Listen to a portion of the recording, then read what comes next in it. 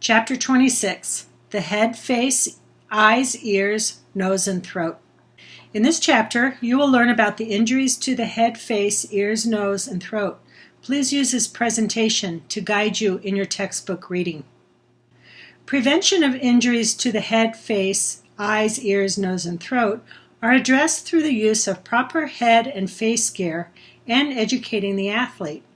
Education includes the proper techniques for initiating contact and the danger of concussive brain injury and second impact syndrome that are common topics in sports medicine today.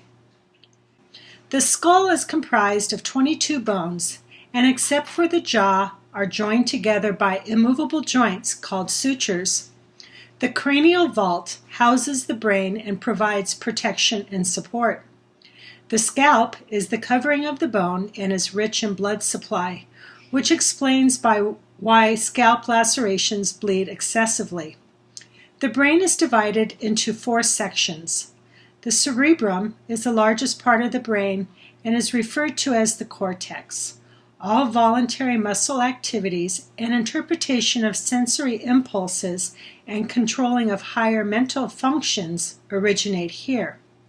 The cerebellum controls the movements of the motor muscle and coordinates voluntary muscle movements. The pons control sleep, posture, respiration, swallowing, and functions of the bladder. The medulla oblongata is the lowest part of the brain stem and regulates the heart rate, breathing, blood pressure, coughing, sneezing, and vomiting. The meninges are 3 membranes that protect the brain and spinal cord. Within the meninges is the cerebrospinal fluid that provides buoyancy to the brain and diminishes the transmission of shocking forces. The assessment of head injuries is very comprehensive and requires both initial and ongoing attention. Head trauma results in more fatalities than any other sports injury. A direct or indirect blow, which occurs when the head is violently snapped, can cause a mild traumatic brain injury. This is the cause of concussions. Concussions may result in unconsciousness, although the majority of concussions sustained by athletes do not involve a loss of consciousness. Disorientation, memory loss, lack of coordination or balance, and cognitive deficits are also present. On-the-field management of the unconscious student-athlete was previously discussed in the course related to on-the-field management. Refer to this section again as needed. The following assessment pertains to the conscious athlete who sustains a head injury. History involves asking questions relating to the mechanism of injury, locating painful sites while checking for cognitive function. Sometimes the athlete will display untypical emotions after a head injury with excessive crying, questions, or other outbursts. Don't be surprised by this. Instead, realize it is a sign of concussion. During the observation phase, assess for cognitive and motor functions. Refer to these slides for a thorough list. The mechanism of injury for the head is the same as the mechanism of injury for the spine. Therefore, you must palpate for injury in both areas. Identify areas of point tenderness, deformity, swelling, and bleeding. Look also for a straw-colored fluid coming from the ears or nose, which indicates a skull fracture. There are numerous special tests used to evaluate eye function, balance, coordination, and cognitive ability. Refer to the textbook for a complete description. Skull fractures occur from blunt trauma, such as a baseball or shot put to the head or a fall from a height. The fracture is not the primary concern, but rather the potential trauma that was caused to the brain. The signs and symptoms include pain, headache, nausea, fluid in the ear or nose, ecchymosis around the eyes, referred to as raccoon eyes, or behind the ear, referred to as battle sign. Treatment consists of immediately hospitalizing and referring the student-athlete to a neurosurgeon for evaluation and possible surgical intervention. Cerebral concussions, which is a form of mild traumatic brain injury, occurs from a direct or indirect injury. The assessment should include clinical symptoms, physical signs, behavioral changes, cognitive impairment, and sleep disturbance. Current research states, and I quote, "The most logical approach is to determine the severity of the concussion based on the presence and overall duration of symptoms only after all concussion signs and symptoms have resolved." End of quote. No longer is a loss of consciousness the primary component of assessment. If an athlete loses consciousness, he or she must be removed from competition immediately and evaluated by an MD before returning to play. Post-concussion syndrome is a complication from concussion and results in a chronic headache, impaired memory and concentration, anxiety, irritability, fatigue, depression, and visual disturbances. Epidural and subdural hematomas occur when an artery or vein in the brain is damaged, causing excessive bleeding and increased pressure in the brain. In an epidural hematoma, the student-athlete loses consciousness and quickly deteriorates with decreased blood pressure and pulse. Immediate medical intervention is needed to surgically relieve the hematoma from the brain to avoid permanent disability or death. Subdural hematomas occur more frequently in athletics and is the primary cause of death. The dura mater and vessels are torn from extreme acceleration and deceleration forces to the brain. Symptoms include a possible loss of consciousness, dilation of one pupil, headache, dizziness, nausea, or sleepiness. Immediate medical attention is needed to treat the hemorrhaging. The face includes the supraorbital ridges, which houses the frontal sinuses. The maxillary bone supports the nose and passages, and the mandible is the jaw, which supports the teeth, the larynx, trachea, upper airway, and upper digestive tract. The TMJ is the articulation between the mandibular condyle and the fossa of the temporal bone. In layman's terms, it is the jaw joint. Fractures of the mandible, the lower jaw, occur in collision sports. Notice the relatively little padding and sharp contours of your jaw. The most frequently fractured area is near the jaw's frontal angle. Refer to the pictures in the presentation and textbook. The signs and symptoms include pain, deformity, and the inability of finding the normal bite with the upper and lower teeth. Bleeding around the teeth and numbness to the lower lip is also present. Refer the athlete to a physician. Reduction and fixation of the jaw by a physician is included. Recovery time is 4 to 6 weeks, with return to activity in 2 to 3 months using protective headgear and mouth guard. The jaw is prone to dislocation because of the inequity in size between the mandibular condyle and temporal fossa. This occurs with blows to the open mouth. It can include a luxation, which is a complete dislocation, or a subluxation, which is a partial dislocation. Apply a large ice pack and refer the athlete to a physician for reduction. The athlete can resume activity in approximately 7 to 10 days. A zygomatic fracture is a cheekbone fracture which occurs when a substantial blow to the cheek, such as in baseball when the player slides into second base, and the opponent's knee strikes the cheek. There will be obvious deformity to the cheek and possibly to the eye. Implement your emergency action plan, apply ice, and treat for shock. Surgery is a possibility to reduce the fracture and realign the sinuses and orbit of the eye. Healing requires 6 to 8 weeks, followed by protective gear upon return to activity. This next slide is graphic, so please proceed with caution.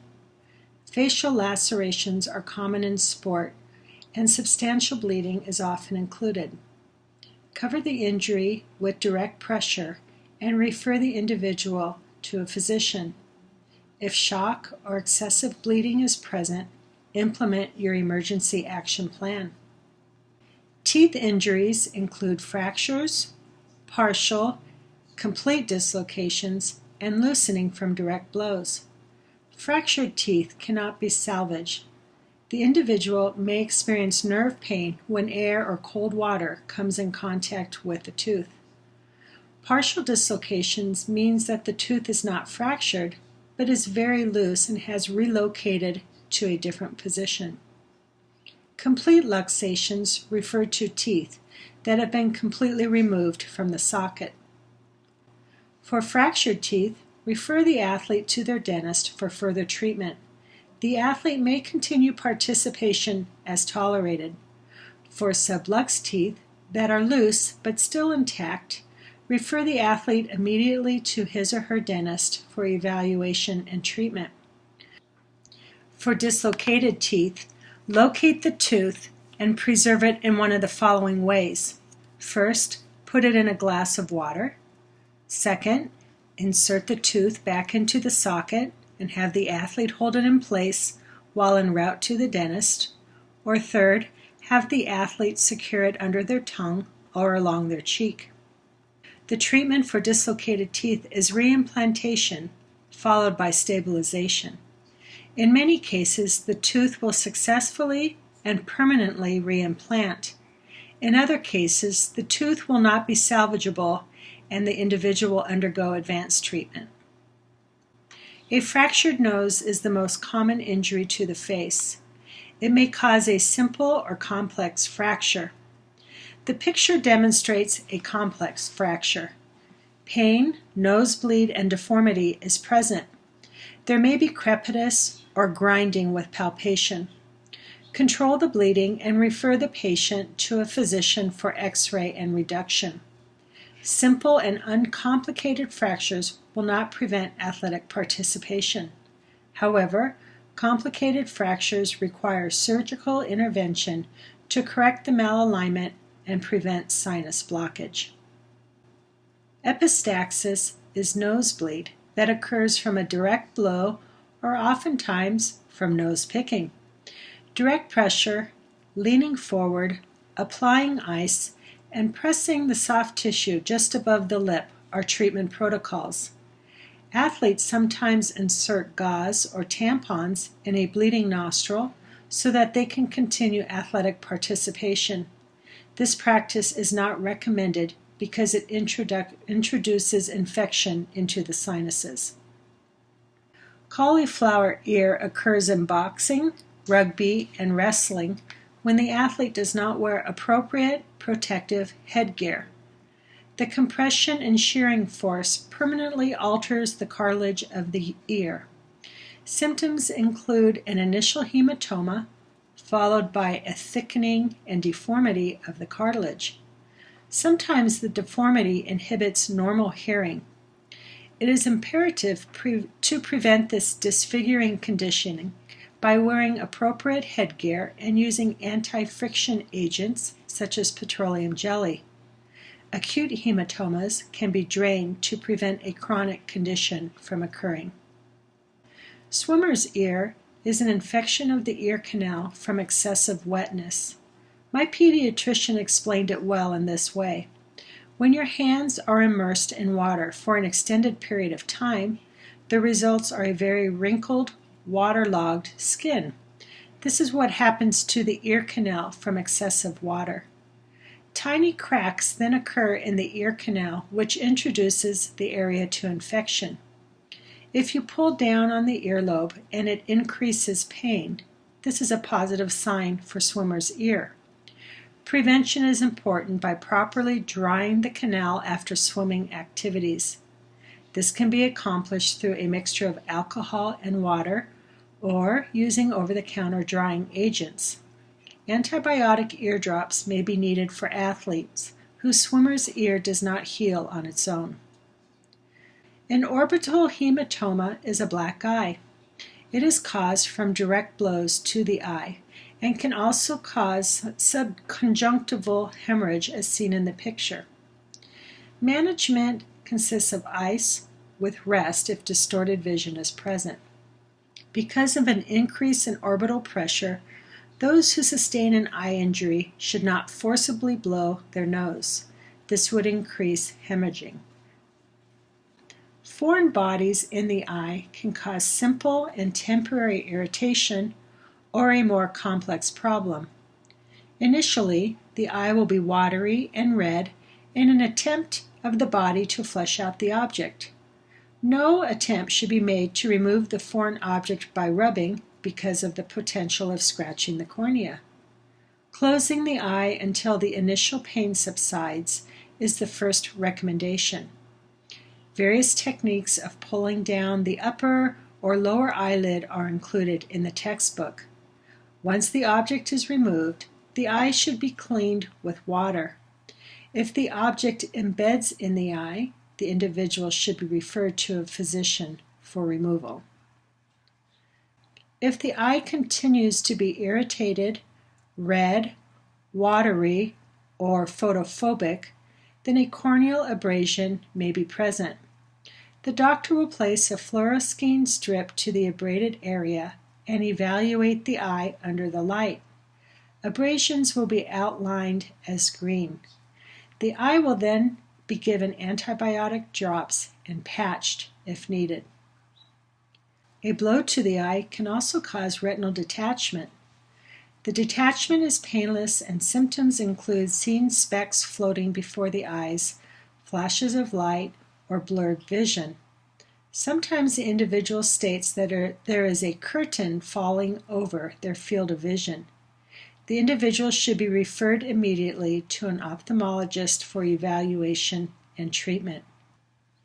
Acute conjunctivitis, also referred to as pink eye, is a highly contagious bacterial infection that can quickly spread through an entire team or physical education class. The individual will complain of pain in the eye, tearing, redness, and swelling. Sometimes itching and burning are present. Refer the athlete to a physician for evaluation and antibiotic treatment. Be sure your athletes and students do not share towels, and they also must engage in proper hand washing to prevent the spread of pink eye. Throat contusions are rare but dangerous. Clotheslining is a type of trauma where the athlete is struck in the throat by another player's outstretched arm. Such a force can cause damage to the carotid artery. The athlete may experience pain, spasmodic coughing, a hoarse voice, and experience difficulty in swallowing. He or she may also have difficulty in breathing. Fractures of the throat cartilage are rare, but will demonstrate as extreme difficulty to breathe with frothy blood coming from the mouth. Treatment consists of protecting the airway and monitoring symptoms. Cold should be applied. Any signs of increased swelling or difficulty breathing warrants immediate referral to a physician and the implementation of your emergency action plan.